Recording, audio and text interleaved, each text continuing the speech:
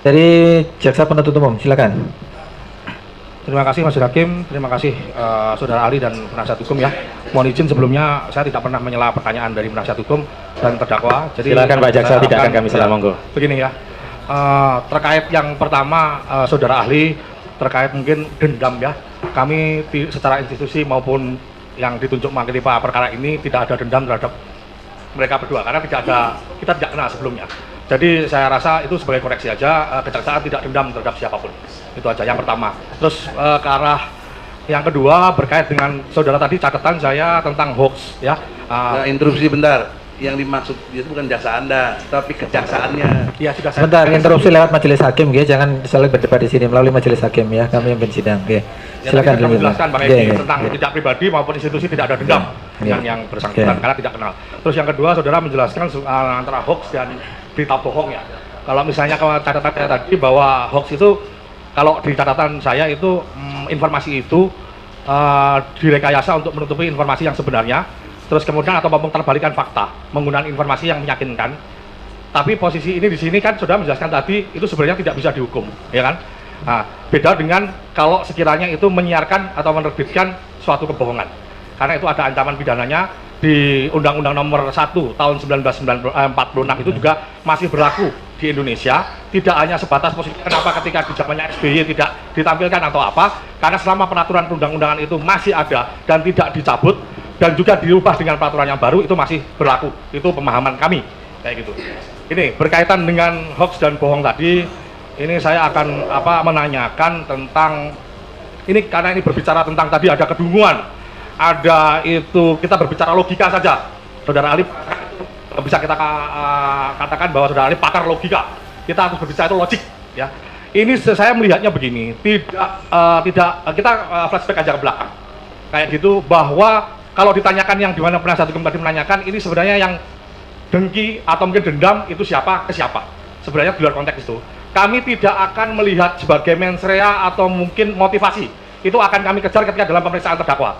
Tetapi saya melihat dari kasus-kasus sebelumnya terkait menyangkut Bambang Tri dan Sugi Nur itu selalu rata-rata dalam podcastnya termasuk yang di Mubahalah yang menjadi pangkal persoalan dalam persidangan kali ini adanya suatu kebencian terhadap Presiden Republik Indonesia Bapak Jokowi.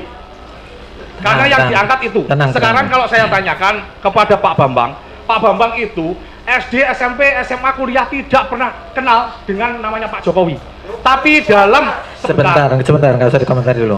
Dalam bukunya Jokowi Undercover 1 maupun Jokowi Undercover 2 yang katanya belum terbit, Jokowi Undercover 1, saudara ahli tahu bahwa gara-gara membuat buku itu yang saya tahu kalau memang itu penelitiannya itu sesuai dengan data, kayak gitu ada semacam harusnya bedah buku.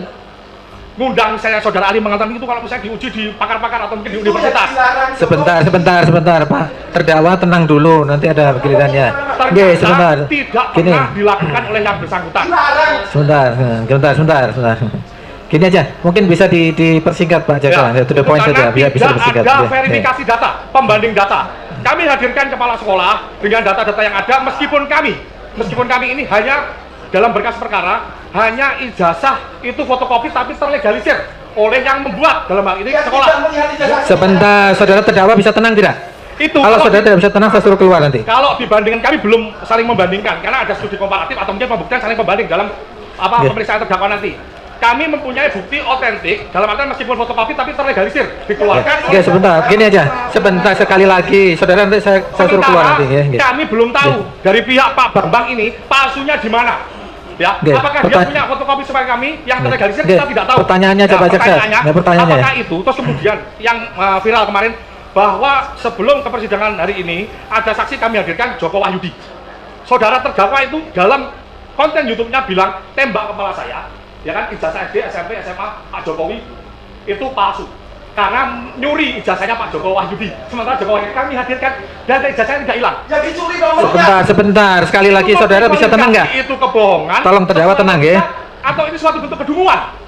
Pertanyaannya saya tanyakan tadi. Ya, jadi pertanyaannya. Apakah itu suatu bentuk kebohongan atau kedunguan? Ya. Karena tadi ahli juga menyampaikan beberapa kali perkataan ya kan, kedunguan dan kebodohan. Logik Nggih. Terus itu dungu Nggih. segala macam. Makanya saya- Yang disampaikan Pak Jaksa tadi itu fakta Itu selama hadir persidangan. dalam Nggih. Pak Joko Wahyudi yang dituduh Nggih. ijazah SMA-nya hilang dicuri oleh Pak Jokowi, tapi dihadirkan. Nggih. Ijazahnya tidak hilang. Nggih, nanti ada giliran saudara terdakwa, nggih, tenang dulu. Gimana pendapat tenang dulu, saudara? tenang dulu. Gimana Nggih, pendapat nggih, saudara? pendapatnya ahli ini hanya berpendapat, monggo pendapat saja, nggih. Sekali lagi saya ingatkan di sini, meskipun ahli ini ahli filsafat, tetap sifatnya netral, hanya memberikan pendapat. Soal pendapat ahli, sebentar, nggak bisa, sebentar, bisa, ya, sekali lagi saya ingatkan, kalau saudara berteriak-teriak terus saya suruh dikeluarkan dari sidang, nggih. Nggih. Nggih. Gimana pendapat Sebentar. Ya, ahli tadi sudah mencerna apa yang disampaikan oleh Pak Jaksa. Silakan pendapat yang kita minta, pendapat ahli itu berpendapat untuk meyakinkan kami majelis hakim. Jadi sekali lagi kami ingatkan di sini kami bersidang itu sesuai ketentuan KUHAP, ada ketentuannya. Kami juga bertanggung jawab terhadap undang-undang, juga bertanggung jawab terhadap Tuhan Yang Maha Esa. Jadi nanti saya pikir di sidang ini jangan lagi ada saling menuduh, misalnya penasihat hukum menuduh jaksa begini, jaksa menuduh penasihat begini. Tidak usah saling menuduh, kita silakan aja saling membuktikan ya. Nanti dari beberapa saksi dan ahli yang dihadirkan, kami akan menilai. Mudah-mudahan kami diberikan pencerahan lah. Ya, silakan ahli, silakan.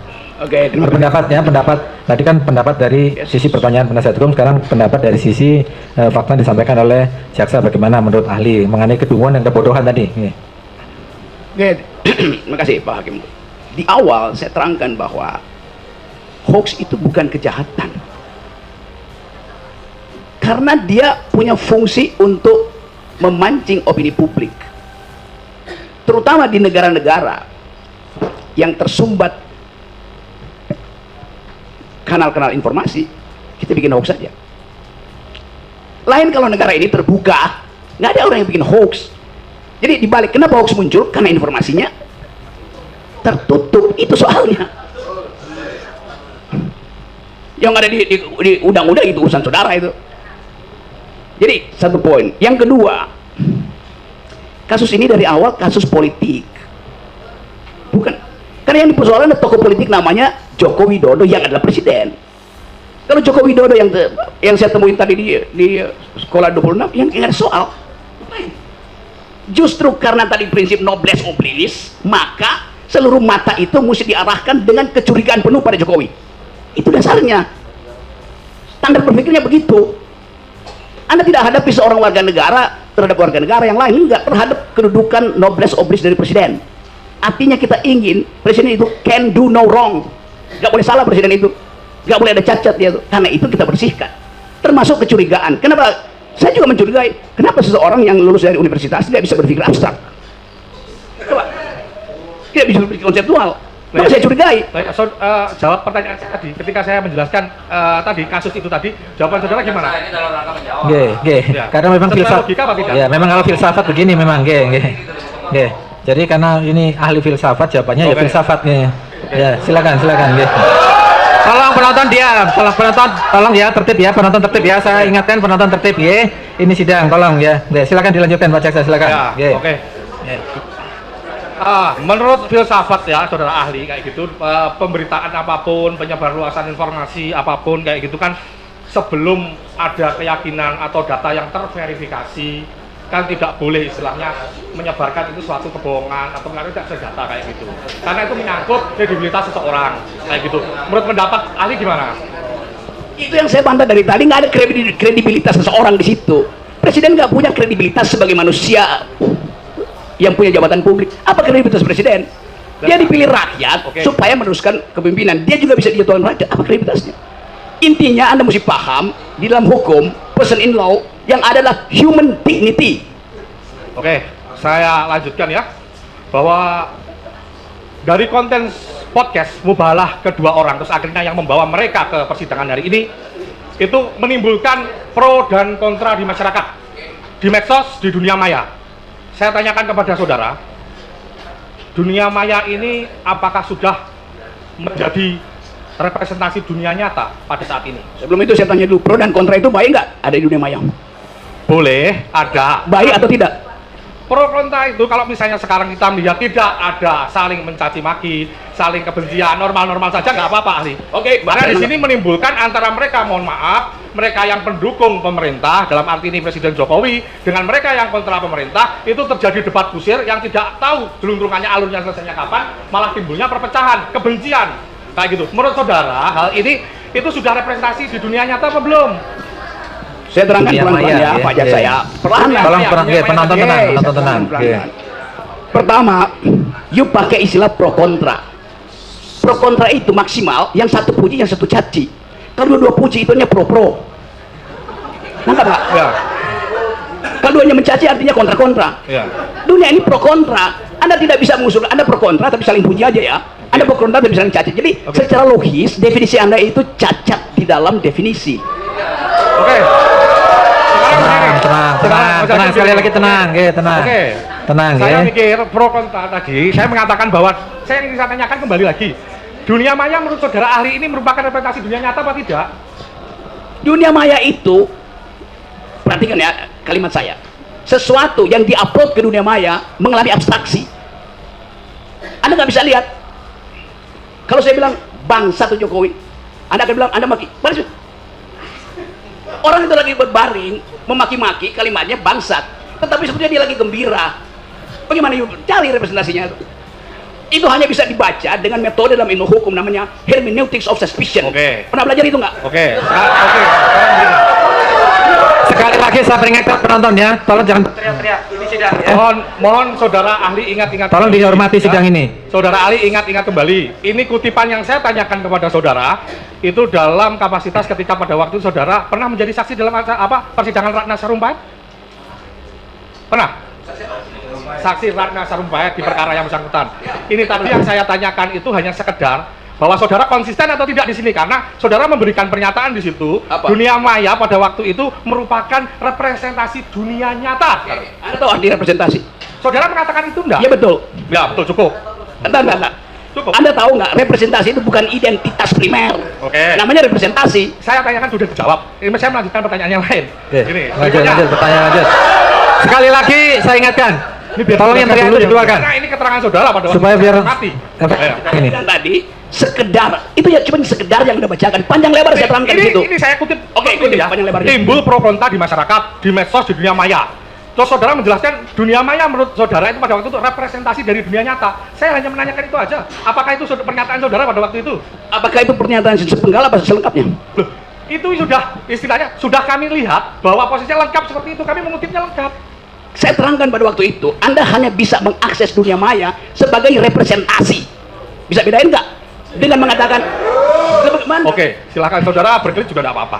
Ini kemudian, Ini memang jawaban filsafat seperti ini Pak Jaksa. Izin yang mulia, Oke. mohon ini ahli yang kami hadirkan. Oke. Kalau saudara jaksa tidak sependapat, silakan cari pertanyaan yang jawabannya Oke, diduga oke. sependapat. Oke. Tapi Oke. saya tidak terima ahli kami Oke, dinyatakan oke. demikian, Enggak. tidak dalam forumnya. Sebentar, gantian. Sebentar. Dan justru ini mengkonfirmasi dendam oke. seorang jaksa. Enggak, gini, sebentar. Dendam di- Semua punya hal yang sama. Tolong, siapa yang berteriak itu tolong keluarkan. Yang berteriak itu keluarkan. Keluarkan yang suka berteriak itu keluarkan.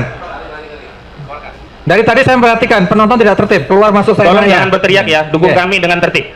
Kalau memang mendukung silakan dengan tertib. Kita lihat sidang-sidang di tempat lain itu bisa tertib, kenapa di sini tidak? Oke. terus ini dua Oke. pertanyaan terakhir ahli ya. Oke, silakan Pak Jaksa. Oke. Dalam konteks kekinian atau masa kini bahwa memaknai keonaran atau onar itu kan tidak dalam artian yang sempit karena dengan majunya teknologi dan perkembangan zaman, ya kan? Yang ingin saya tanyakan, apakah keonaran atau keributan itu di dunia maya, medsos tadi, jawaban yang saudara pernah saya tanyakan tadi, itu harus sifatnya itu harus fisik? Itu pertanyaan saya. Harus fisik atau enggak? Huru-hara, pukul-pukulan, Maya. bakar-bakaran kayak gitu, keributan di dunia medsos, maya antara pro kontra, itu apakah sudah memenuhi kualifikasi keonaran atau onar?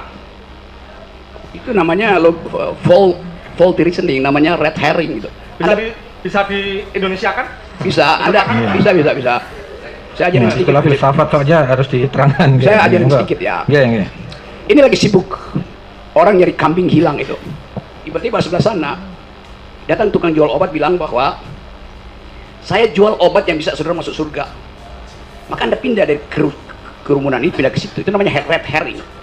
Mengambil atensi lain dari hal yang lagi dipercakapkan. Anda Anda lakukan faulty argument itu. Anda sendiri bilang itu dunia maya. Lalu Anda bilang mesti ada kegiatan fisik nggak di dunia maya? Bagaimana mungkin dunia maya ada kegiatan fisik? Kalau saya melihatnya kan itu kan tidak boleh dimaknai sempit sekarang dengan perkembangan teknologi dan Sudah, oke. Sebentar. Ini Oke. terakhir ini, Oke, Saudara silakan Ali, terakhir. Oke, kan? monggo. Dari saya. Oke. Ini kembali lagi tentang keonaran tadi, pro kontra. Ya, dari segi bahasa, menurut saudara, apakah bentuk suatu keonaran atau onar? Terus Ini berikutnya, filsafat, ahli filsafat ya, ini. Dari segi kegaduhan di filsafat. medsos, apakah bisa diartikan sebagai bentuk onaran? Itu aja penegasan saja. Penegasan, ya. Monggo. Hukum itu dilakukan dengan dua maksud. Pertama, menuntut keadilan dengan segala macam versi. Kedua, menguji keadilan itu. Karena itu ada peran devil's advocate, advocatus diaboli bahasa Latinnya, yang memang tugasnya membuat keonaran. Anda lakukan hal yang sama, ini semua keonaran. Kan itu maksudnya. Iya nggak fisik, tetapi nggak boleh.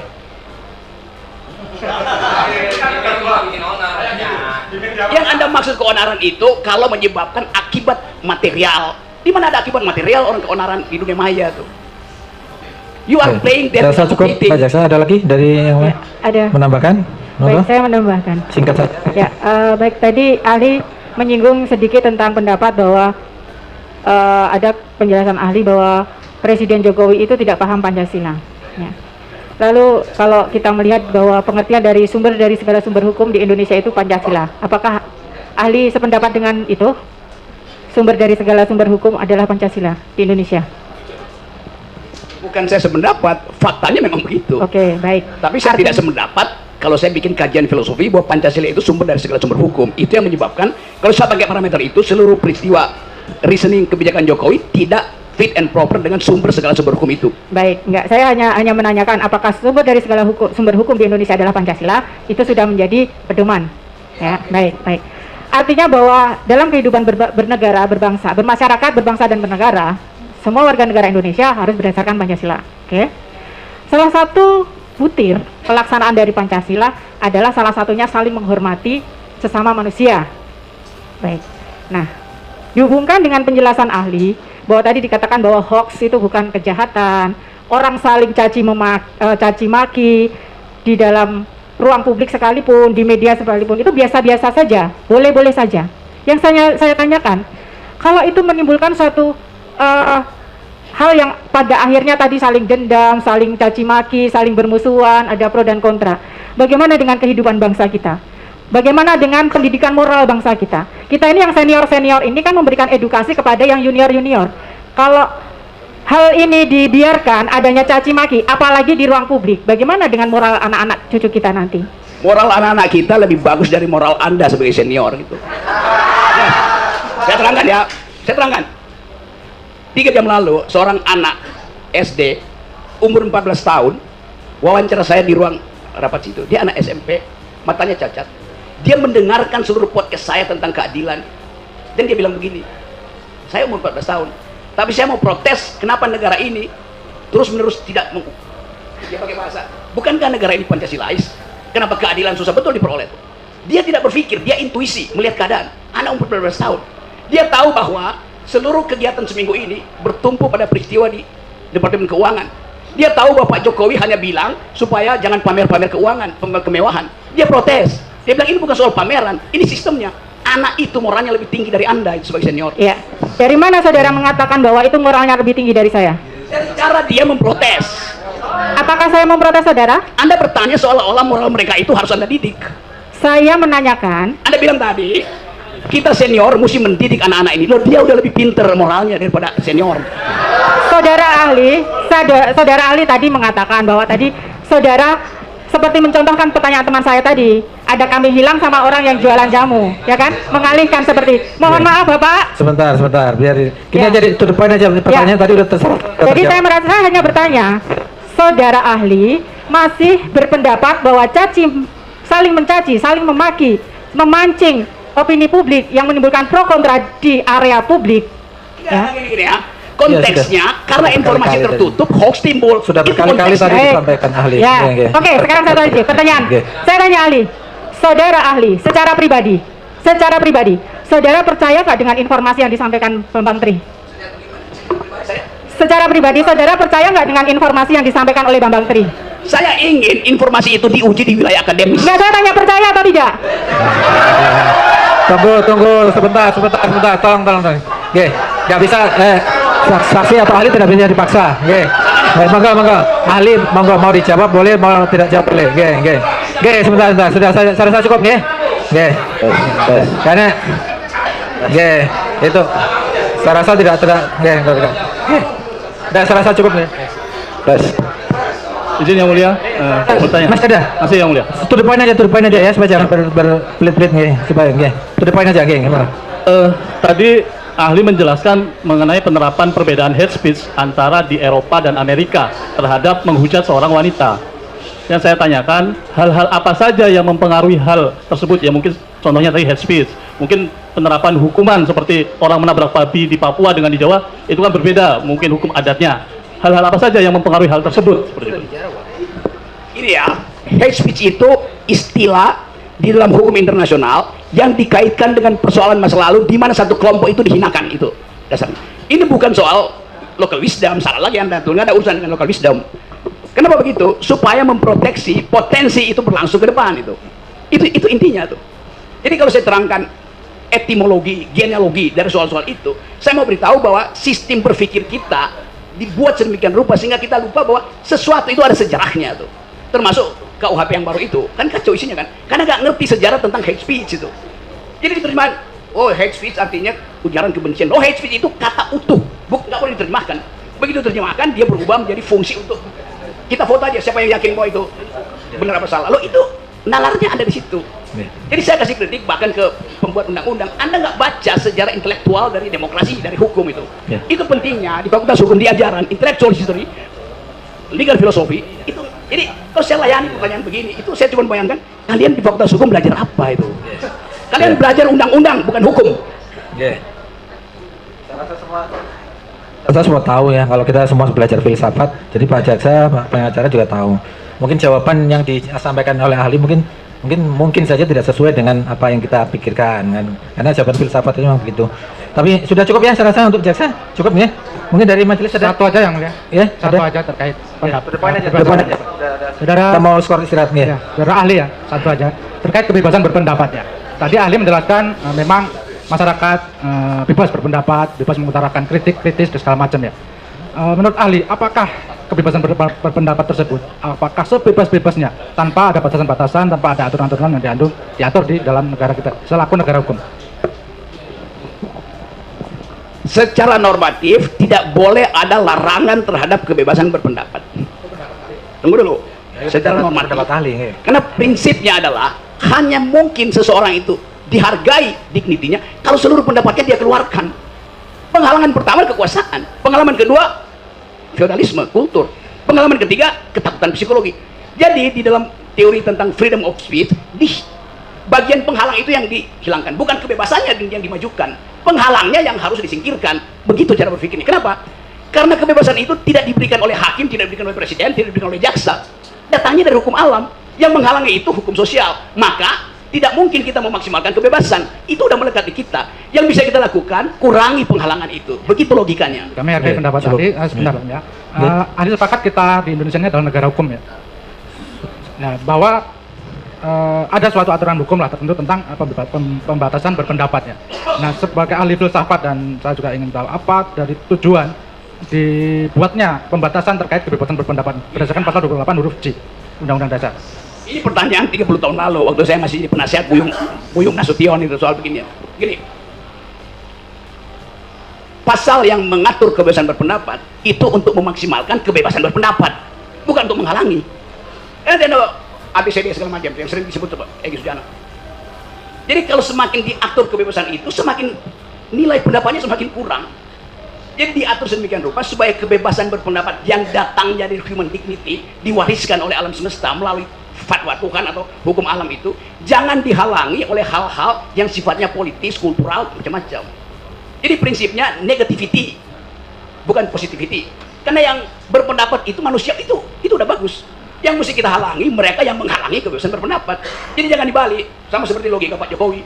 Jokowi bilang begini, demi kesatuan, tidak boleh ada perbedaan. Loh, dari awal negara ini didirikan atas perbedaan. Jadi karena ada perbedaan maka diperlukan persatuan. Jangan dibalik, demi persatuan nggak boleh ada perbedaan.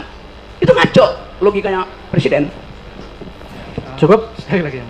Ya, Terkait- poin aja. Ya, Ya, soalnya kita tadi Ali menyampaikan bahwa yang menerima hoak adalah dungu ya. Masih ingat ya tadi? Yang menerima hoak adalah dungu, bukan penyebar hoaknya ya. Itu resiprokal aja kan? Ya. Ya, apakah Ali pernah menerima suatu hoak yang kemudian menyebarkan hoak tersebut? Nggak pernah saya nyebarin hoax. Ya. Waktu perkara Ratna Sarumpait, pernah Anda menyebarkan bahwa Kapan saya sebarkan itu sebagai hoax? Anda menge-tweet mengatakan Oke, bahwa saya terangkan ya. Anda nggak baca peristiwanya. Waktu peristiwa Ratna Sarumpait terjadi, saya ada di ketinggian 5.600 meter di Gunung Elbrus, suhu 26 derajat Celcius minus, angin 190 km. Bagaimana mungkin saya nge-tweet dari situ? Bagaimana mungkin? Saya ganti SIM card pakai Rusia. Di mana saya sebarin? Apa yang saya lakukan?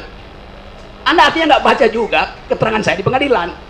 Orang bilang saya nyebar hoax, saya rasa ini udah di luar fokus konteks deliktinya lain. Ya. Bagaimana Ya. coba? Oke. Saya rasa cukup nih dari Jaga. Mungkin terakhir dari majelis ada silakan. Oke. Terima kasih, Ketua Majelis. Ahli ya, saudara ahli. Baik. Kalau dari jawaban saudara pertanyaan penasihat hukum, jaksa penuntut umum, kalau sependapat saya menyimpulkan, saya cuma mencatat tadi. Saya simpulkan bahwasanya filsafat itu cara berpikir radikal, keras, ya. Bahwasanya malah justru menghendaki untuk perubahan undang-undang gitu. Sependapat. Perubahan undang-undang. Yang saya terangkan tadi, banyak perubahan undang-undang tidak didasarkan pada legal reasoning, pada penalaran hukum, apalagi pada filsafat hukum. Itu kesalahannya pada kurikulum kita tuh. Tapi kalau berpikir secara radikal sependapat berarti ya? Ya, itu dasarnya Pak Hakim. Terus kemudian tugas filsafat, kalau ini kesimpulan saya sepertinya hanya bukan menjawab pertanyaan, tetapi mempersoalkan jawaban itu malah. Ya, betul. Ya, oke. Kemudian ada lagi dari jawaban-jawaban saudara yang berikan tadi itu dasarnya hanya ingin mengetahui, atau kalau istilah kerennya mungkin ontologi ya. Betul itu seperti itu. Mengetahui bukan ontologi, epistemologi. Epistemologi itu bukan bukan cara mendapatkan pengetahuan. Epistemologi itu. Iya, sekaligus mempertanyakan dasar dari pengetahuan itu diperoleh. Nah, jadi ada ontologi, epistemologi, terus satunya lagi apa itu? Aksiologi. Nah, jadi kalau kesimpulan saya seperti itu, betul? Betul, Oh, Pak Hakim. betul ya. Itu akan kami gunakan sebagai majelis hakim Oke, nanti terima kasih. dalam membuat keputusan ya. Oke. Kemudian satu lagi. Tadi kan saudara ahli menjelaskan penemuan bisa dilakukan secara reasoning, akal. Begitu. Nah, kemudian agar menjadi reasoning itu secara norma diterima, ya kan? Sementara kita mungkin dalam membuat keputusan menggunakan itu. Tetapi ternyata tidak diakui atau tidak diterima oleh masyarakat yang tidak setuju dengan akal yang kita sampaikan. Ya, adakah secara filsafat hukum atau filsafat untuk menjadikan kriteria atau ukuran bagi majelis hakim dalam mengambil penemuan itu secara reasoning? Oke, terima kasih. Ini Pak Hakim mengikuti literatur terakhir di dalam studi hukum itu. Saya terangkan pelan-pelan ya.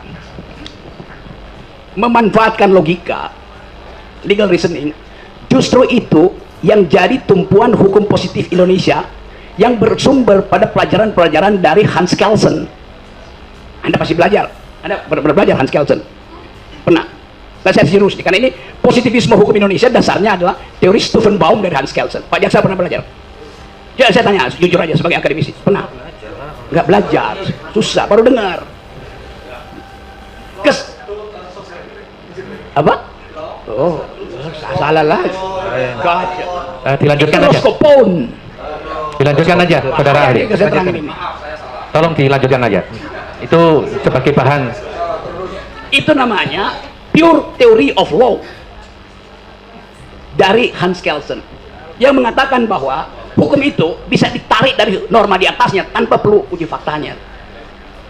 Dan Hans Kelsen di Indonesia diterjemahkan secara keliru, sama seperti soal Pancasila tadi. Menurut Hans Kelsen, sumber hukum pertama itu tidak boleh konkret, karena itu dia sebut sebagai fiksi hukum. Pancasila itu konkret, ada 5 sila. Pancasila itu konkret, ada tanggal lahirnya. Stat fundamental norm nggak boleh ada tanggal lahirnya, supaya dia jadi regulatif ideal, ide yang menuntun aja, jangan dibumikan ide itu. Kenapa begitu? Karena Hans Kelsen adalah murid dari Immanuel Kant, yang juga menulis filsafat yang disebut Reinen Vernunft, logika murni itu. Ini bahayanya kalau Anda belajar hukum tanpa belajar filsafat hukum, itu soalnya. Jadi kekacauan kita mulai dari awal, kurikulum fakultas hukum itu kacau, reasoningnya nggak ada tuh. Gimana mungkin jaksa nggak ngerti beda antara Roscoe Pound dan Hans Kelsen? Saya mengajar di filsafat Maaf, hukum. saudara menjelaskan pertanyaan kami. Ini dungu juga nih jaksa ini. Oke, pendapat ahli aja dari pertanyaan. Jadi memang begitu. Sekarang ada problem. Berkembang teori-teori baru yang tidak perlu mengikuti Stephen Baum itu. Misalnya feminist jurisprudence. Diterjemahkan secara bahasa Indonesia aja. Feminist jurisprudence itu, ini nggak usah dengar nih. Feminist jurisprudence artinya pengalaman perempuan itu konkret sebagai pengalaman hukum yang ditinggalkan berabad-abad. Yang kedua, critical legal study. Untuk membaca di belakang hukum ada persekongkolan antara politik dan ekonomi. Critical legal study. Ada economic analysis of law yang memakai metode ekonomi untuk membaca hukum. Ada hukum tentang lingkungan, environmental ethics, banyak betul. Nah, itu yang sebetulnya diperlukan sebagai pembanding dari sistem positivistik kita itu. Makasih Pak Hakim. Oke, satu lagi. Nah, untuk melindungi kami selaku majelis hakim dari hukum formil secara filsafat hukum, bisa saudara berikan. Saya percaya bahwa akses kita terhadap teori, terhadap pengetahuan di luar bertumbuh melalui tadi sosial media tuh. Tentu Pak Hakim kalau pergi ke luar negeri, bertemu dengan hakim-hakim di luar negeri, kita bisa bandingkan bahwa sistem Anglo-Saxon pun mulai membicarakan hal-hal yang sifatnya filosofis. Yang tadinya dia nggak peduli itu. Dia cuma peduli prinsip stare decisis. Tapi sekarang karena ada krisis lingkungan, orang belajar lagi tentang dasar-dasar filsafat hukum yang memungkinkan manusia itu diolah di dalam kapasitas sebagai warga, bukan sekedar warga negara, tapi warga bumi itu. Jadi etik lingkungan itu tumbuh secara bagus sekarang. Dan itu mempengaruhi juga sistem hukum ekonomi. Di Davos kemarin, bulan Januari, ada keputusan bagus bahwa pertumbuhan ekonomi tidak boleh lagi dilindungi oleh hukum positivistik yang pro akumulasi itu. Ada hukum baru tentang lingkungan, solidarity, human solidarity. Jadi semua peralatan hukum kita harusnya kita revisi itu. Karena keadilan itu evolve, keadilan itu in the making, keadilan itu tidak konstan. Jadi bagian ini yang terima kasih betul karena Pak Hakim artinya mengundang saya untuk memberi ceramah tentang perkembangan ilmu hukum. Terima kasih.